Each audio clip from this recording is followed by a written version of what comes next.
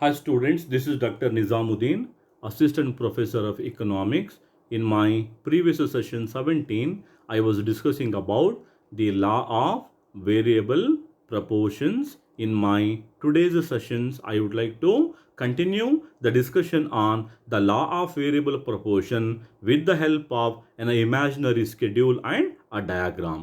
ಪ್ರೀತಿಯ ವಿದ್ಯಾರ್ಥಿಗಳೇ, ನನ್ನ ಕಳೆದ ಸೆಷನ್ 17ರಲ್ಲಿ ಬದಲಾಗುವ ದರಗಳ ನಿಯಮದ ಬಗ್ಗೆ ನಾನು ಚರ್ಚೆಯನ್ನು ಮಾಡ್ತಾ ಇದ್ದೆ. ಆ ಬದಲಾಗುವ ದರಗಳ ನಿಯಮ ಅನ್ನುವಂಥದ್ದು ಅಲ್ಪಾವಧಿಯಲ್ಲಿ ಒಂದು ಉದ್ಯಮವು ತನ್ನ ಬೇರೆಲ್ಲ ಉತ್ಪಾದನಾಂಗಗಳನ್ನು ಸ್ಥಿರವಾಗಿಟ್ಟು ಒಂದು ನಿರ್ದಿಷ್ಟ ಉತ್ಪಾದನಾಂಗದ ಪ್ರಮಾಣವನ್ನು ಹೆಚ್ಚಿಸುತ್ತಾ ಹೋದಂತೆಲ್ಲ ಒಟ್ಟು ಉತ್ಪನ್ನ ಒಂದು ಹಂತದವರೆಗೆ ಏರಿಕೆ ದರದಲ್ಲಿ ಅದು ಹೆಚ್ಚಾಗ್ತಾ ಹೋಗುತ್ತೆ, ತದನಂತರದಲ್ಲಿ ಅದು ಕ್ಷೀಣಿಸುತ್ತೆ ಅನ್ನುವಂಥದ್ದನ್ನು ನಾನು ಚರ್ಚೆಯನ್ನು ಮಾಡಿ ಬೆನ್ಹಾಮ್ ರವರ ವ್ಯಾಖ್ಯೆಯನ್ನು ನಾನು ಚರ್ಚೆಯನ್ನು ಕೂಡ ಮಾಡಿದ್ದೆ. ಹಾಗೂ ಒಟ್ಟು ಉತ್ಪನ್ನ, ಸರಾಸರಿ ಉತ್ಪನ್ನ ಮತ್ತು ಸೀಮಾಂತ ಉತ್ಪನ್ನ ಅನ್ನುವಂತಹ ಮೂರು ಮೆಥಡಾಲಜಿ ಅಥವಾ ಪರಿಕಲ್ಪನೆಗಳ ಬಗ್ಗೆ ನಾನು ಚರ್ಚೆಯನ್ನು ಮಾಡಿದ್ದೆ. ಇವತ್ತಿನ ನನ್ನ ಚರ್ಚೆಯಲ್ಲಿ ಈ ಬದಲಾಗುವ ದರಗಳ ನಿಯಮ ಅನ್ನುವಂತಹ ಈ ನಿಯಮವನ್ನು ಒಂದು ಕಾಲ್ಪನಿಕ ಕೋಷ್ಟಕ ಹಾಗೂ ಒಂದು ಚಿತ್ರದ ಮೂಲಕ ನಾನು ಚರ್ಚೆಯನ್ನು ಮಾಡಲಿಕ್ಕೆ ಇಚ್ಛೆ ಪಡ್ತೇನೆ.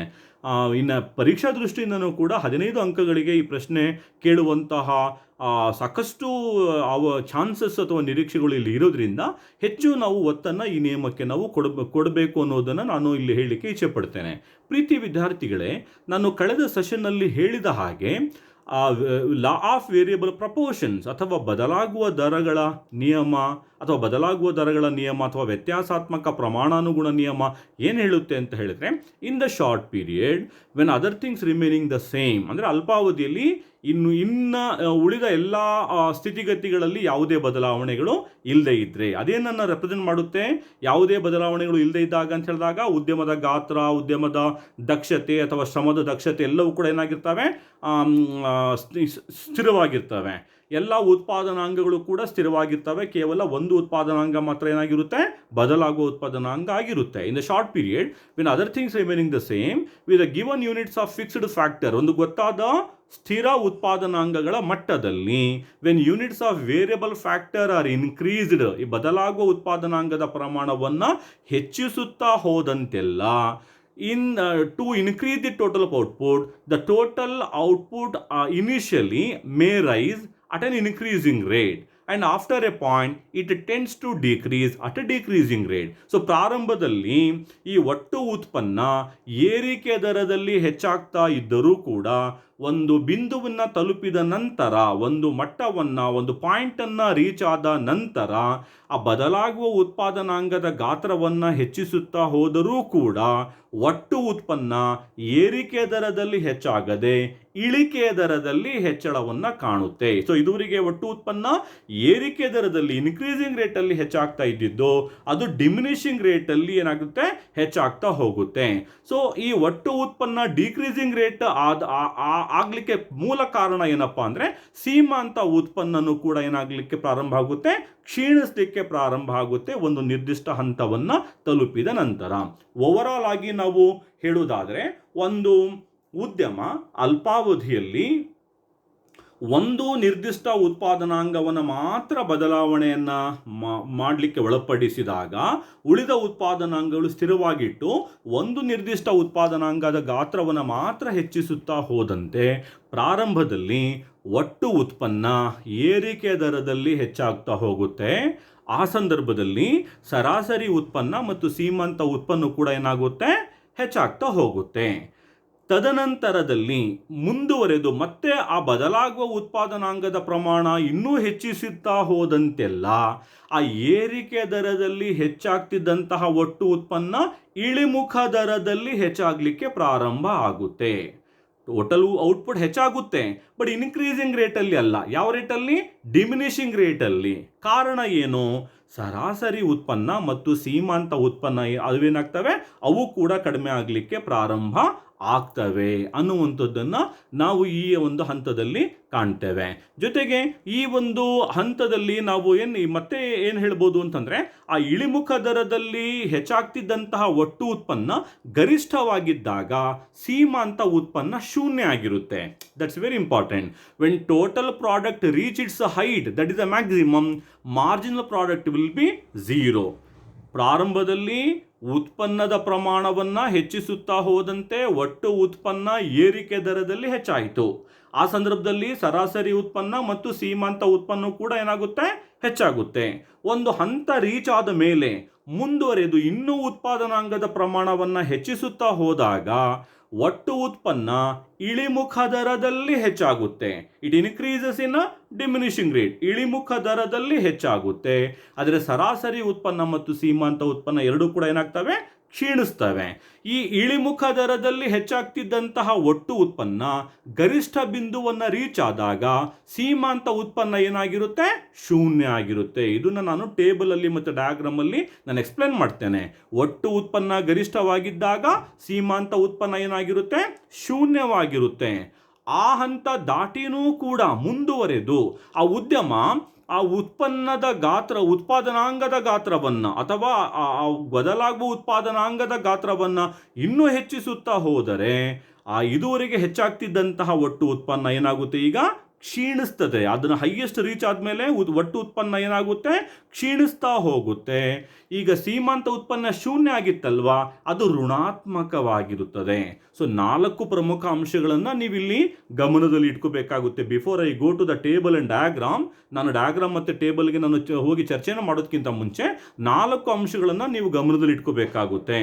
ಒಂದು ಉದ್ಯಮ ಎಲ್ಲ ಉತ್ಪಾದನಾಂಗಗಳನ್ನು ಸ್ಥಿರವಾಗಿಟ್ಟು ಕೇವಲ ಬದಲಾಗುವ ಉತ್ಪಾದನಾಂಗ ಲೇಬರನ್ನು ಮಾತ್ರ ಹೆಚ್ಚಿಸುತ್ತಾ ಹೋದಂತೆ ಪ್ರಾರಂಭದಲ್ಲಿ ಒಟ್ಟು ಉತ್ಪನ್ನ ಏರಿಕೆ ದರದಲ್ಲಿ ಹೆಚ್ಚಾಗ್ತಾ ಹೋದರೆ ಸರಾಸರಿ ಉತ್ಪನ್ನ ಮತ್ತು ಸೀಮಾಂತ ಉತ್ಪನ್ನನೂ ಕೂಡ ಏನಾಗ್ತವೆ, ಹೆಚ್ಚಾಗ್ತವೆ.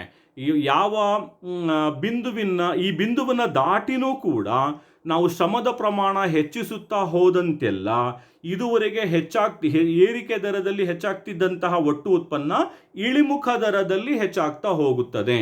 ಸೊ ಯಾವಾಗ ಒಟ್ಟು ಉತ್ಪನ್ನ ಇಳಿಮುಖ ದರದಲ್ಲಿ ಹೆಚ್ಚಾಗ್ತಾ ಹೋಗ್ತದೆಯೋ ಆಗ AP ಮತ್ತು MP ಅಂದರೆ ಸರಾಸರಿ ಉತ್ಪನ್ನ ಮತ್ತು ಸೀಮಾಂತ ಉತ್ಪನ್ನ ಕ್ಷೀಣಿಸ್ಲಿಕ್ಕೆ ಪ್ರಾರಂಭ ಆಗ್ತವೆ. ಪ್ರಾರಂಭದಲ್ಲಿ 3 ಕೂಡ ಹೆಚ್ಚಾಗ್ತವೆ. ಆದರೆ ಒಂದು ಡಿಫರೆನ್ಸ್ ಏನು, TP ಏರಿಕೆ ದರದಲ್ಲಿ ಹೆಚ್ಚಾಗುತ್ತೆ. ಇನ್ನು ಎರಡನೇ ಸ್ಟೇಜಲ್ಲಿ ಏನಾಗುತ್ತೆ ಅಂತ ಹೇಳಿದ್ರೆ 3 ಕೂಡ ಸರಾಸರಿ ಉತ್ಪನ್ನ ಮತ್ತು ಸೀಮಾಂತ ಉತ್ಪನ್ನ ಕಡಿಮೆ ಆಗ್ತವೆ. ಆದರೆ ಒಟ್ಟು ಉತ್ಪನ್ನ ಹೆಚ್ಚಾಗುತ್ತೆ. ಯಾವ ದರದಲ್ಲಿ ಅಂತಂದರೆ ಡಿಮಿನಿಷಿಂಗ್ ರೇಟಲ್ಲಿ, ಇಳಿಮುಖ ದರದಲ್ಲಿ ಏರಿಕೆಯನ್ನು ಆಗುತ್ತೆ. ಇಳಿಮುಖ ದರದಲ್ಲಿ ಏರಿಕೆ ಆದಂತಹ ಒಟ್ಟು ಉತ್ಪನ್ನ ಗರಿಷ್ಠ ಬಿಂದುವನ್ನು ತಲುಪುತ್ತೆ. ಆ ಒಟ್ಟು ಉತ್ಪನ್ನದ ಕಾಲಮಲ್ಲಿ ಒಟ್ಟು ಉತ್ಪನ್ನ ಗರಿಷ್ಠವಾದಾಗ ಆ ಬಿಂದುವಿನಲ್ಲಿ ಸೀಮಾಂತ ಉತ್ಪನ್ನ ಏನಾಗಿರುತ್ತೆ, ಶೂನ್ಯವಾಗಿರುತ್ತೆ. ಸೀಮಾಂತ ಉತ್ಪನ್ನ ಶೂನ್ಯ ಆಗಿರುತ್ತೆ. ತದನಂತರದಲ್ಲಿಯೂ ಕೂಡ ಮುಂದುವರೆದು ಉದ್ಯಮಿ ಮತ್ತೆ ಆ ಉತ್ಪಾದನಾಂಗದ ಗಾತ್ರವನ್ನು ಹೆಚ್ಚಿಸುತ್ತಾ ಹೋದಂತೆಲ್ಲ ಇದುವರೆಗೆ ಹೆಚ್ಚಾಗ್ತಿದ್ದಂತಹ ಒಟ್ಟು ಉತ್ಪನ್ನ ಏನಾಗುತ್ತೆ, ಈಗ ನೇರವಾಗಿ ಕ್ಷೀಣಿಸಲಿಕ್ಕೆ ಪ್ರಾರಂಭ ಆಗುತ್ತೆ. ಸೀಮಾಂತ ಉತ್ಪನ್ನ ಶೂನ್ಯ ಆದದ್ದು ಅವಾಗೇನಾಗಿರುತ್ತೆ, ಋಣಾತ್ಮಕವಾಗಿರುತ್ತದೆ. ಇದನ್ನು ನಾವು 3 ಹಂತಗಳಲ್ಲಿ ನಾವು ಚರ್ಚೆಯನ್ನು ಮಾಡ್ತೇವೆ. ಅದಕ್ಕೆ ಒಂದು ಇಮ್ಯಾಜಿನರಿ ಕೋಷ್ಟಕವನ್ನು ಕೂಡ ನಾವು ತೆಗೆದುಕೊಂಡಿದ್ದೇವೆ. ಈ ಒಂದು ಇಮ್ಯಾಜಿನರಿ ಕೋಷ್ಟಕದಲ್ಲಿ ಮೊದಲನೆಯ ಕಾಲಮಲ್ಲಿ ಯೂನಿಟ್ಸ್ ಆಫ್ ಲೇಬರ್ ಅನ್ನು ತೆಗೆದುಕೊಂಡಿದ್ದೇವೆ. ಯೂನಿಟ್ಸ್ ಆಫ್ ಲೇಬರ್ ಅಂತಂದ್ರೇನು, ಶ್ರಮ ಮಾತ್ರ ಬದಲಾಗುವ ಉತ್ಪಾದನಾಂಗ. ಇನ್ನು ಭೂಮಿ, ಬಂಡವಾಳ, ಸಂಘಟನೆ ಎಲ್ಲವೂ ಕೂಡ ಏನಾಗಿದ್ದಾವೆ, ಅವು ಸ್ಥಿರವಾಗಿದ್ದಾವೆ ಅನ್ನೋದು ನಮ್ಮ ಅಸಂಪ್ಷನ್ ಆಗಿದೆ. ಎರಡನೇ ಕಾಲಮಲ್ಲಿ ಏನು ತೆಗೆದುಕೊಂಡಿದ್ದೇವೆ, ನಾವು ಟೋಟಲ್ ಪ್ರೊಡಕ್ಷನ್ ಅನ್ನು ತೆಗೆದುಕೊಂಡಿದ್ದೇವೆ. ಟೋಟಲ್ ಪ್ರೊಡಕ್ಷನ್ ಅಂದರೆ ಒಟ್ಟು ಉತ್ಪನ್ನ. ಮೂರನೇ ಕಾಲಮಲ್ಲಿ ನಾವು ಅವರೇಜ್ ಪ್ರೊಡಕ್ಷನ್ಸ್ ಅಥವಾ ಸರಾಸರಿ ಉತ್ಪನ್ನವನ್ನು, ನಾಲ್ಕನೇ ಕಾಲಮಲ್ಲಿ ನಾವು ಸೀಮಾಂತ ಉತ್ಪನ್ನವನ್ನು, ಐದನೇ ಕಾಲಮಲ್ಲಿ ನಾವು ಸ್ಟೇಜಸ್ ಅಥವಾ ಯಾವ ಹಂತಗಳು ಅಂತ ನಾವು ಇಲ್ಲಿ ನೋಡ್ತಾ ಇದ್ದೀವಿ. ಇನ್ನು ಯೂನಿಟ್ಸ್ ಆಫ್ ಲೇಬರ್, ಒಂದನೇ ಶ್ರಮಿಕ ಅಂದರೆ ಎಲ್ಲ ಉತ್ಪಾದನಾಂಗಗಳನ್ನು ಸ್ಥಿರವಾಗಿಟ್ಟು ಕೇವಲ ಒಂದು ನಿರ್ದಿಷ್ಟ ಲೇಬರನ್ನು ಮಾತ್ರ ಬಳಕೆ ಮಾಡಿಕೊಂಡಾಗ ಅವನು ಎಷ್ಟು ಉತ್ಪಾದನೆ ಮಾಡಿದ್ದಾನೆ, ಒಟ್ಟು ಉತ್ಪಾದನೆ 20, ಸರಾಸರಿ ಉತ್ಪಾದನೆಯೂ ಕೂಡ ಏನಾಗಿದೆ 20 ಇದೆ, ಸೀಮಾಂತ ಉತ್ಪಾದನೆ ಕೂಡ ನಾವು 20 ಅಂತ ಹೇಳಿದ್ದೇವೆ. ಸೊ ಒಬ್ಬ ಎಷ್ಟು ಉತ್ಪಾದನೆ ಮಾಡಿದ್ದಾನೆ, 20 ಉತ್ಪಾದನೆ ಮಾಡಿದ್ದಾನೆ. ಅದನ್ನು ನಾವು ಉತ್ಪಾದನೆಯನ್ನು ಹೆಚ್ಚಿಸಲಿಕ್ಕೆ, so our intention is to double the production. ನಮ್ಮ ಉದ್ದೇಶ ಏನು, ನಮ್ಮ ಉತ್ಪಾದನೆಯನ್ನು ಹೆಚ್ಚಿಸೋದು. ಆ ಉತ್ಪಾದನೆಯನ್ನು 20 ಚೀಲ ಇದ್ದದ್ದು ನಾವು 40 ಯೂನಿಟ್ಸಿಗೆ ನಾವು ಹೆಚ್ಚಿಗೆ ಮಾಡಲಿಕ್ಕೆ ನಾವು ಉತ್ಪಾದನಾಂಗದ ಗಾತ್ರವನ್ನು ಹೆಚ್ಚಿಸಬೇಕು. ಯಾವ ಉತ್ಪಾದನಾಂಗದ ಗಾತ್ರವನ್ನು, ಬದಲಾಗುವ ಉತ್ಪಾದನಾಂಗದ ಗಾತ್ರವನ್ನು ನಾವು ಹೆಚ್ಚಿಸಬೇಕಾಗುತ್ತೆ. ಆ ಬದಲಾಗುವ ಉತ್ಪಾದನಾಂಗ ಒಂದಿದ್ದದ್ದು ನಾವು ಎಷ್ಟು ಮಾಡಿದ್ದೇವೆ, 2 ಮಾಡಿದ್ದೇವೆ. ಸೊ ಲೇಬರ್ನ ಸೈಜ್ ಆಫ್ ಲೇಬರನ್ನು ನಾವು 2 ಮಾಡಿದಾಗ ಟೋಟಲ್ ಪ್ರೊಡಕ್ಷನ್ 20 ಇದ್ದದ್ದು 40 ಆಗಬೇಕಾಗಿತ್ತು ಅಲ್ವಾ. ಒಬ್ಬ 20 ಕ್ವಿಂಟಲ್ ಉತ್ಪಾದನೆ ಮಾಡಿದ್ದಾನೆ ಅಂತಂದರೆ 2 ಯೂನಿಟ್ ಆಫ್ ಲೇಬರ್ ಎಷ್ಟು ಮಾಡಬೇಕಾಗಿತ್ತು, 40 ಯೂನಿಟ್ಸ್ ಆಫ್ ಕಮಾಡಿಟಿಯನ್ನು ಉತ್ಪಾದನೆಯನ್ನು ಮಾಡಬೇಕಾಗಿತ್ತು. ಆದರೆ ಇಲ್ಲಿ ಒಟ್ಟು ಉತ್ಪಾದನೆ ಎಷ್ಟಾಗಿದೆ, ಇಲ್ಲಿ 50 ಆಗಿದೆ. ಅಂದರೆ in increasing rate, more than proportionately ಅಂತ ಹೇಳ್ತೀವಿ. ಎಷ್ಟು ನಾವು ಇನ್ಪುಟ್ ಜಾಸ್ತಿ ಮಾಡಿದ್ದೀವಿಯೋ ಅದಕ್ಕಿಂತ ಏನು ಜಾಸ್ತಿ ಆಗಿದೆ, ಔಟ್ಪುಟ್ ಜಾಸ್ತಿ ಆಗಿದೆ. ಎಷ್ಟಾಗಿದೆ, ಅದು 50 ಆಗಿದೆ. ಅದೇ ರೀತಿ ನಾವು ಥರ್ಡ್ ಯೂನಿಟ್ ಆಫ್ ಲೇಬರನ್ನು ಹೆಚ್ಚಿಸಿದಾಗ, ಈಗ ಒಬ್ಬ 20 ಕ್ವಿಂಟಲ್ ಅಂತ ಹೇಳಿದರೆ ಇಬ್ಬರು ಕಾರ್ಮಿಕರು 40 ಕ್ವಿಂಟಲ್ ಬೆಳಿಬೇಕು. 3 ಕಾರ್ಮಿಕರನ್ನ ಬಳಕೆ ಮಾಡಿಕೊಂಡಾಗ ನಾವು ಒಟ್ಟು ಉತ್ಪಾದನೆ ಎಷ್ಟಾಗಬೇಕು, 60 ಆಗಬೇಕು. ಬಟ್ ಇಲ್ಲಿ ನಾವು ಒಟ್ಟು ಉತ್ಪಾದನೆ ಕಾಲಮಲ್ಲಿ ಎಷ್ಟು ನೋಡ್ತಾ ಇದ್ದೀವಿ, ನಾವು 90 ಯೂನಿಟ್ಸ್ ಅನ್ನು ನಾವು ಟೋಟಲ್ ಪ್ರೊಡಕ್ಷನ್ ಅನ್ನು ನೋಡ್ತಾ ಇದ್ದೇವೆ. ಸೊ ಟೋಟಲ್ ಪ್ರೊಡಕ್ಷನ್ ಏನಾಗಿದೆ ಇಲ್ಲಿ, it has increased in increasing rate or more than proportionately. ಅಂತಂದರೆ ಆದಾನಗಳ ಪ್ರಮಾಣಕ್ಕಿಂತನೂ ಜಾಸ್ತಿ ಪ್ರಮಾಣದಲ್ಲಿ ಒಟ್ಟು ಉತ್ಪನ್ನ ಹೆಚ್ಚಾಗಿದೆ. ಆ ಒಟ್ಟು ಉತ್ಪನ್ನದ ಈ ಹೆಚ್ಚಳವನ್ನು ನಾವು ಏನಂತ ಕರಿತಾ ಇದ್ದೀವಿ, ಏರಿಕೆಯ ದರದಲ್ಲಿ ಒಟ್ಟು ಉತ್ಪನ್ನ ಹೆಚ್ಚಾಗಿದೆ ಅಂತ ಹೇಳ್ತಾ ಇದ್ದೀವಿ. ಸೊ ಈ ಹಂತದಲ್ಲಿ ಇನ್ನು ಸರಾಸರಿ ಉತ್ಪನ್ನ ಮತ್ತು ಸೀಮಾಂತ ಉತ್ಪನ್ನ ಅದನ್ನು ಅಬ್ಸರ್ವ್ ಮಾಡಿದಾಗ ಅದು ಕೂಡ ಏನಾಗಿದೆ, ಹೆಚ್ಚಾಗ್ತಾ ಹೋಗಿದೆ. ಎ ಪಿನೂ ಕೂಡ 20, 25, 30 ಹ್ಯಾಕ್ ತಗೊಂಡಿದ್ದೀವಿ ನಾವು, T P divided by the units of variable factor. ಯಾವುದದು, ಲೇಬರ್ ಇದೆಯಲ್ಲ, ಒಟ್ಟು ಉತ್ಪನ್ನವನ್ನು ನಾವು ಲೇಬರಿಂದ ನಾವು ಭಾಗಿಸಿದಾಗ ಸಿಕ್ಕಿರೋದು ಸರಾಸರಿ ಉತ್ಪನ್ನ. ಇನ್ನು ಸೀಮಾಂತ ಉತ್ಪನ್ನನೂ ಕೂಡ ಏನಾಗ್ತಾ ಹೋಗಿದೆ, ಹೆಚ್ಚಾಗ್ತಾ ಹೋಗಿದೆ. 20, 30 and 40. How we have got this marginal product? That is the difference between the total product of the first unit of labor and the total product of the second unit of labor. ಎರಡನೇ ವ್ಯಕ್ತಿಯ ಸೀಮಾಂತ ಉತ್ಪಾದನೆ 30 ಅಂತ ಹೇಳಿದ್ದೀವಿ. ಅದು hack ಸಿಕ್ಕಿದೆ ನಿಮಗೆ, ಒಂದನೇ ವ್ಯಕ್ತಿಯ ಒಟ್ಟು ಉತ್ಪನ್ನ 20, ಎರಡನೇ ವ್ಯಕ್ತಿಯ ಒಟ್ಟು ಉತ್ಪನ್ನ 50, ಅದೆರಡರ ನಡುವಿನ ವ್ಯತ್ಯಾಸ 30. ಅದೇ ರೀತಿ ಮೂರನೇ ವ್ಯಕ್ತಿಯ ಒಟ್ಟು ಉತ್ಪನ್ನ ಎಷ್ಟು, 40 ಅಂತ ಹೇಳ್ತಾ ಇದ್ದೀವಿ. ಅದು ಹ್ಯಾಕ್ ಸಿಕ್ತು 40 ಅಂತಂದರೆ, ಎರಡನೇ ವ್ಯಕ್ತಿಯ ಒಟ್ಟು ಉತ್ಪನ್ನ 50, ಮೂರನೇ ವ್ಯಕ್ತಿಯ ಒಟ್ಟು ಉತ್ಪನ್ನ 90, 90ರಲ್ಲಿ 50ನ್ನು ಕಳೆದಾಗ ಸಿಕ್ಕಿರೋದೆಷ್ಟು, 40. So marginal product is the changes in total production and changes in the units of labor. So in the first stage, ಈ ಸ್ಟೇಜ್ ಅಲ್ಲಿ ನಾವೇನು ಕಾಣ್ತಾ ಇದ್ದೀವಿ, T P has increased in a increasing rate, A P and M P also has increased. ಈ ಒಂದು ಹಂತವನ್ನು ನಾವು ಏರಿಕೆಯ ನಿಯಮ ಅಥವಾ ಇನ್ಕ್ರೀಸಿಂಗ್ ರಿಟರ್ನ್ಸ್ ಅಂತ ಕರಿತೇವೆ. ಏರಿಕೆಯ ಪ್ರತಿಫಲ ಅಂತ ಕರಿತೀವಿ, ಏರಿಕೆಯ ಪ್ರತಿಫಲನದ ಹಂತ ಅಂತ ಕರಿತೀವಿ. ಮೊದಲನೇ ಹಂತವನ್ನು ನಾವೇನಂತ ಕರಿತಾ ಇದ್ದೀವಿ, ಏರಿಕೆಯ ಪ್ರತಿಫಲದ ಹಂತ. ಸೊ ಇನ್ಕ್ರೀಸಿಂಗ್ ರಿಟರ್ನ್ಸ್ ಅಂತ ಕರಿತೇವೆ. ರಿಟರ್ನ್ಸ್ ಅಂತ ಪ್ರತಿಫಲ ಅಂತಂದ್ರೆ ಏನು, ನಾವು ಉತ್ಪಾದನಾಂಗ ಬಳಸ್ಕೊಂಡಿದ್ದಕ್ಕೆ ನಮಗೆ ಸಿಕ್ಕಿರುವಂಥ ಪ್ರತಿಫಲ ಏನಾಗಿದೆ, ಏರಿಕೆ ಆಗ್ತಾ ಹೋಗಿದೆ. ಟಿ ಪಿನೂ ಕೂಡ, ಎ ಪಿನೂ ಕೂಡ, ಮತ್ತು ಎಂ ಪಿನೂ ಕೂಡ. ತದನಂತರದಲ್ಲಿ beyond this point, when the producer increase the units of labour from 4, 5, 6, 7, 8, 9, ಈ ಹಂತದಲ್ಲಿ ನೀವು ನೋಡ್ತಾ ಹೋದರೆ total production has goes on increases from 90 to 120, 135, 144, 147, 148, again in 148ಗೆ ಬಂದು ತಲುಪಿದೆ. ಅಂತಂದರೆ 9th ಯೂನಿಟ್ ಆಫ್ ಲೇಬರ್ನವರೆಗೆ ಟೋಟಲ್ ಪ್ರೊಡಕ್ಷನ್ನು ಇದು ಡಿಮಿನಿಷಿಂಗ್ ರೇಟಲ್ಲಿ ಹೆಚ್ಚಾಗ್ತಾ ಹೋಗಿದೆ.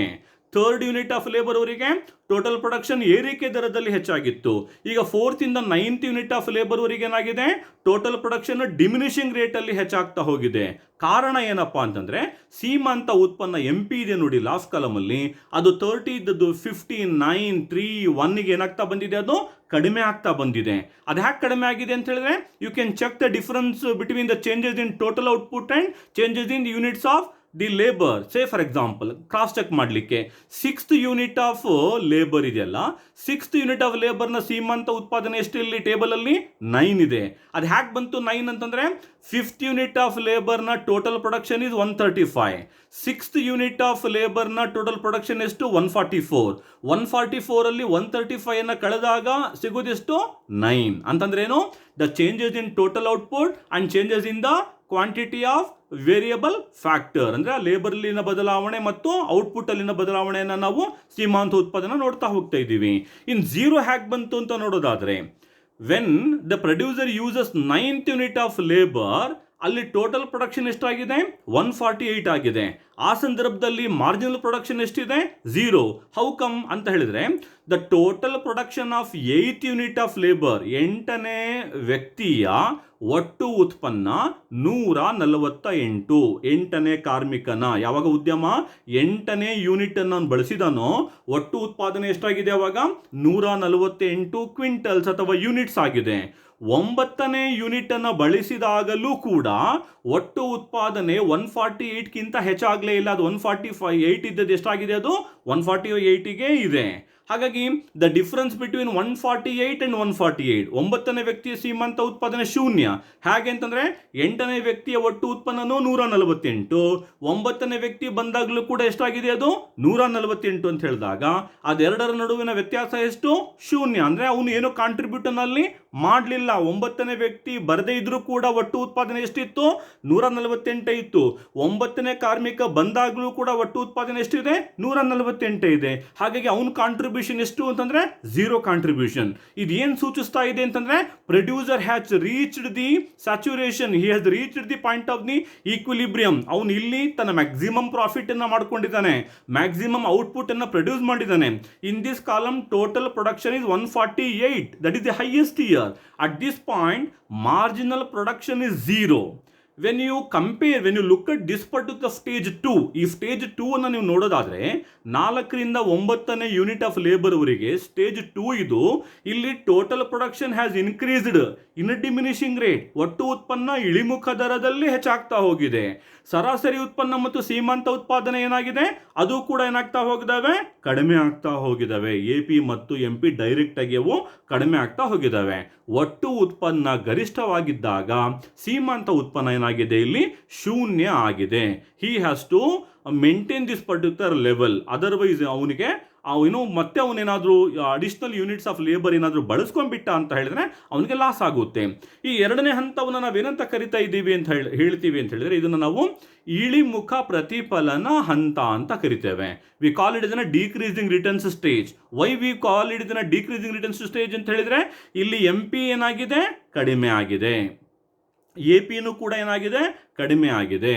TP ಡಿಮಿನಿಷಿಂಗ್ ರೇಟಲ್ಲಿ ಹೆಚ್ಚಾಗಿದೆ, ಇಳಿಮುಖ ದರದಲ್ಲಿ ಹೆಚ್ಚಾಗಿದೆ. ಯಾವುದು, ಒಟ್ಟು ಉತ್ಪನ್ನ. ಸೀಮಾಂತ ಉತ್ಪನ್ನ ಕ್ಷೀಣಿಸಿದ್ದಕ್ಕೆ ನಾವಿಲ್ಲಿ ಏನಂತ ಕರಿತಾ ಇದೀವಿ, ಈ ಹಂತವನ್ನು ನಾವು ಇಳಿಮುಖ ಪ್ರತಿಫಲ ಹಂತ ಅಂತ ಕರಿತೇವೆ, ಅಥವಾ ನಾವು ಡಿಕ್ರೀಸಿಂಗ್ ರಿಟರ್ನ್ ಸ್ಟೇಜ್ ಅಂತ ಕರಿತೇವೆ. Beyond this point, when the total production is maximum and marginal production is 0. Beyond this point, if the producer increase the units of labor, ಈ ಹಂತ ದಾಟಿನೂ ಕೂಡ ಒಂದೊಮ್ಮೆ ಉದ್ಯಮಿ ಅವನು ಬದಲಾಗುವ ಉತ್ಪಾದನಾಂಗದ ಗಾತ್ರವನ್ನು 9ರಿಂದ 10ಕ್ಕೆ ಅವನು ಹೆಚ್ಚಿಸಿದರೆ ಒಟ್ಟು ಉತ್ಪಾದನೆ 148 ಇದ್ದದ್ದು ಅದೇನಾಗಿದೆ, ಈಗ 148 ಇದ್ದದ್ದು 145ಗೆ ಡಿಮಿನಿಷ್ ಆಗಿದೆ, ಫಾಲ್ ಡೌನ್ ಆಗಿದೆ, ಕಡಿಮೆ ಆಗಿದೆ. ಆಗ ಸೀಮಾಂತ ಉತ್ಪಾದನೆ -3 ಅಂದರೆ ಹಾಗೆ ನಾವು 145